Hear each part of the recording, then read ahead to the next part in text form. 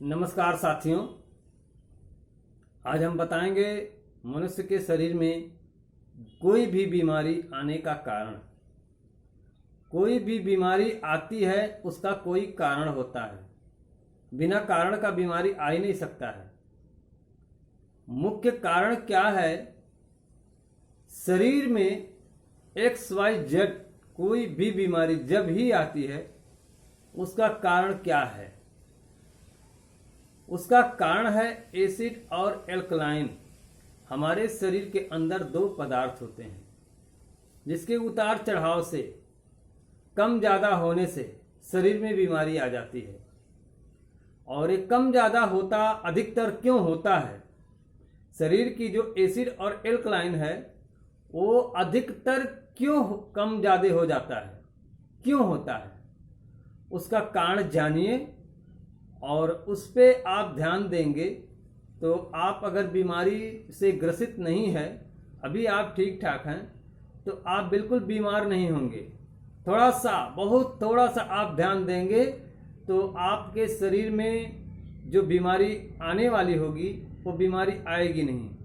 और बीमारी अगर आ भी गई है तो इस पर अगर आप ध्यान देंगे तो बीमारी कम हो जाएगी, और अधिक ध्यान देंगे तो धीरे धीरे करके ख़त्म भी हो जाएगी। तो सबसे पहले हम बताएंगे एसिड और एल्कलाइन, जो हमारे न्यूरोथेरेपी में माना गया है। एसिड और एल्कलाइन की मात्रा कम और ज़्यादा होने से शरीर में या तो बहुत कम हो जाएगी या तो ज़्यादा हो जाएगा। कोई भी वस्तु कम या ज़्यादा होने से बीमारी आ जाता है। और एसिड एल्कलाइन कम और ज़्यादा होता क्यों है? जब आप भोजन करते हैं, जैसे आप भोजन आपके घर का जो भोजन करने का रूटीन है, आप भोजन किस तरह का करते हैं, आप भोजन कैसा करते हैं, आप भोजन किस टाइम पे करते हैं,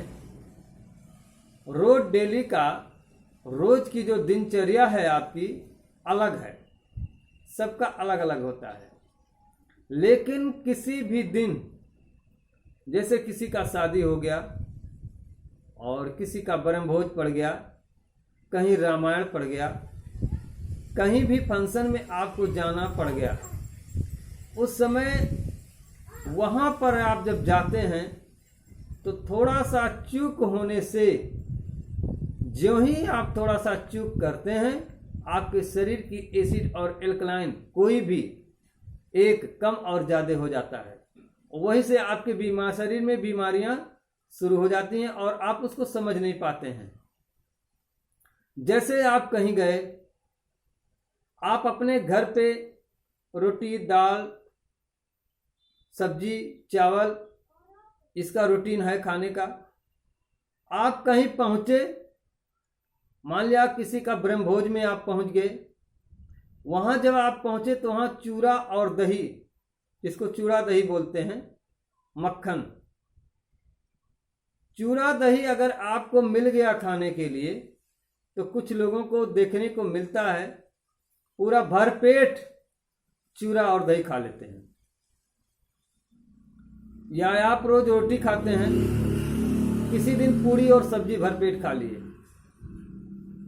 तो जिस दिन जिस चीज की मात्रा आप ज्यादा खा लेंगे, कोई भी दिन, मान लिया किसी दिन आप जो है फल फ्रूट ही ज्यादा खा लिए, कुछ नहीं खाए, फल ही खा लिए ज्यादा, तो उसमें का जो आपका खाने का रूटीन है वो चेंज हो गया। दही और चूरा जब आपने खाया, पूरा भरपेट खा लिया, इस कारण से आपके शरीर में उस दिन कुछ अलग परिवर्तन आ जाएगा, कोई ना कोई दिक्कत आएगा, क्योंकि वहां पर एसिड या अल्कलाइन दोनों में से कोई ना कोई बढ़ जाएगा आपका, क्योंकि एक वस्तु ही आप ज्यादा मात्रा में खा रहे हैं।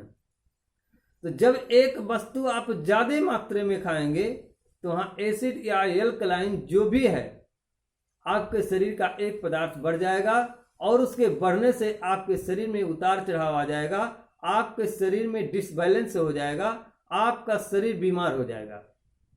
कोई ना कोई बीमारी आपको आ ही जाएगा और आपको पता नहीं चलेगा किस कारण से ये बीमारी आया। तो आप लोग से अनुरोध यही है, आप लोग वीडियो देखने का लाभ लीजिए। जिस तरह से आप वीडियो देखते हैं उस तरह से आप लाभ भी लीजिए। आप अपने शरीर को ज़्यादा चढ़ाव उतराव मत होने दीजिए। आप कहीं भी फंक्शन में जाते हैं, देखने को ये मिलता है कि आप 2-2, 4-4 महीने बीत जाते हैं, मिष्ठान नहीं खाते हैं, मिठाइयाँ नहीं खाते हैं। लेकिन जब आप किसी फंक्शन में जाते हैं, किसी की शादी में जाते हैं या कोई भी आपको अपने घर पे निमंत्रण देता है, आप वहाँ पहुँचते हैं तो ज़्यादा संख्या में आप मिठाई खा लेते हैं। मिठाई भी खाने से आपके शरीर में उतार और चढ़ाव हो जाता है।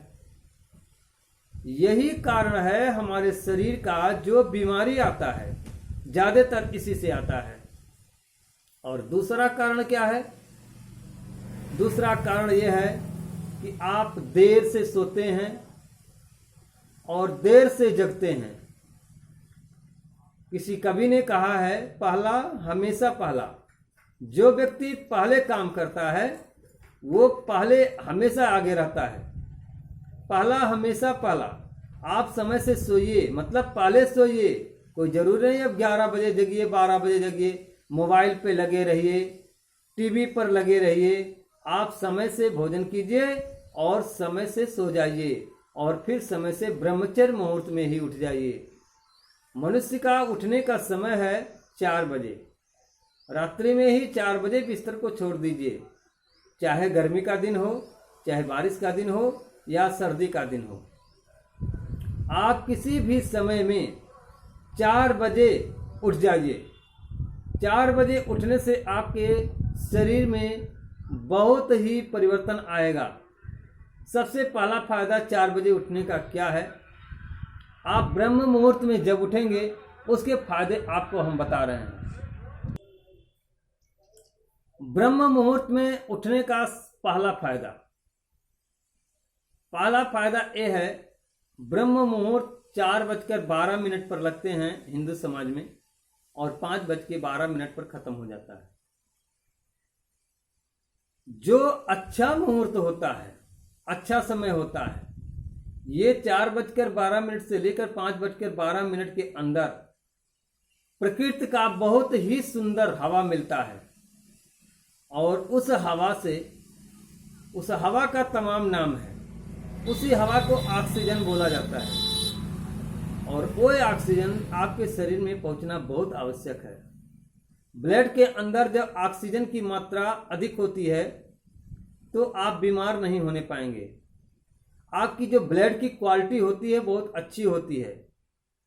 आपकी ब्लड की मात्रा जो होती है अच्छी होती है। आप ब्रह्म मुहूर्त में उठ के तो देखिए। ब्रह्म मुहूर्त में उठने से बहुत से फायदे हैं। जैसे जब घर में किसी भी व्यक्ति को कहीं भी जब अच्छा मौसम आता है, जब बहुत अच्छा समय आता है, उस समय इंसान के परिवार में या इंसान को बहुत ज़्यादा मुसीबत भी आ जाता है। अगर कोई वस्तु आपको पाना है और बहुत अच्छा समय है, उस अच्छे समय में आपको सामने बहुत ही मुसीबत भी आ जाता है। अच्छा चीज पाने के लिए जो घड़ी आपकी होती है कि आज हमारा समय बहुत अच्छा है, हमको ये चीज हासिल करना है, उस समय आपको ऐसा मुसीबत आएगा, आप उसी मुसीबत में फंस जाएंगे, आप आगे जा नहीं सकते हैं। लेकिन जिस व्यक्ति को अपने हौसले को बुलंद रखना है, आगे जाना है, वो किसी ना किसी विधि से वहां पहुंचेगा। वो विधि जब अपनाएगा तभी पहुंच सकता है। तो अच्छा मौसम होता है ब्रह्म मुहूर्त। ब्रह्म मुहूर्त में बहुत अच्छी नींद भी लगती है। व्यक्ति को रात्रि में व्यक्ति जग जाता है, 1 बजे 2 बजे 3 बजे तक लोग जगते हैं।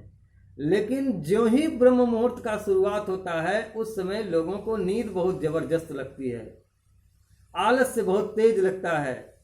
उस समय व्यक्ति को जगाया जाए तो वो उठ नहीं सकता है। समझ लीजिए 5% 10% लोग ब्रह्म मुहूर्त में उठते हैं, बाकी लोग तो ब्रह्म मुहूर्त के खत्म होने के बाद ही उठते हैं। आप सभी लोग ब्रह्म मुहूर्त में उठना शुरू कर दीजिए, इससे ही कुछ बीमारियां आपकी कम हो जाएंगी। उसके बाद क्या है, आपको जो भी दिनचर्या है आप टाइम टेबल बना लीजिए। हमको समय से क्या क्या करना है उसका जब तक एक निर्धारित समय नहीं होगा, टाइम टेबल नहीं होगा, तब तक आप कुछ नहीं कर सकते हैं। आपको समय से भोजन करना है, समय से अपने काम पे जाना है, समय से वहाँ पे लौट के आइए, फिर समय से भोजन कीजिए और समय से सो जाइए, फिर समय से उठ जाइए। इतना अगर आप करते हैं तो आपके शरीर की कुछ बीमारियां ऐसे ही दूर हो जाएंगी। तो दोस्तों, इतनी जानकारी लेने के लिए आपको हमारे तरफ से बहुत बहुत धन्यवाद है। हमारा वीडियो देखने के लिए आपको बहुत बहुत धन्यवाद है।